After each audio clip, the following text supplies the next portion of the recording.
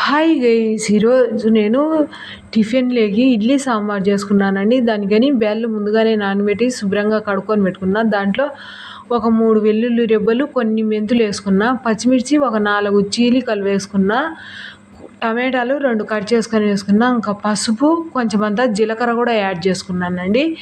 జీలకర్ర యాడ్ చేసుకొని ఇంకా నీళ్ళు వేసేసి ఆమెను కుక్కర్ మూత పెట్టేసి ఒక 5-6 విజిల్లు వచ్చిన తర్వాత ఎనిపి పక్కన పెట్టుకున్నా. ఇంకా తాలింపు వేసుకుంటాను.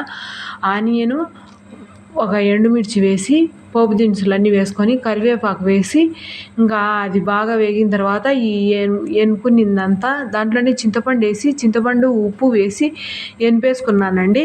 ఇంకా తాలింపు అంతలోపు వేగిందండి. వేగింటే ఇంకా ఆ నీళ్ళు యాడ్ చేసుకున్నా కొన్ని, ఆ తాలింపు కూడా దీంట్లోనే వేసేసి ఇంకా సాంబార్ పొడి వేసేసి ఉడకబెట్టేసుకున్నానండి.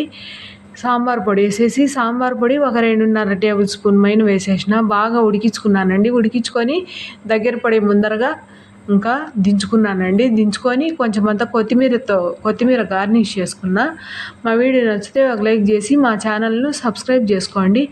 చాలా టేస్టీగా ఉంటుంది. మీరు కావాలంటే మెంతులు, జీలకర్ర పొడి లాస్ట్లో పొడి అయినా దంచుకొని వేసుకోవచ్చు అండి. నేను అలా లేకుండా ముందుగానే వేసేసుకున్నా. ఇలా ఇడ్లీలోకి సాంబార్ వేసుకొని తింటే సూపర్గా ఉంటుందండి.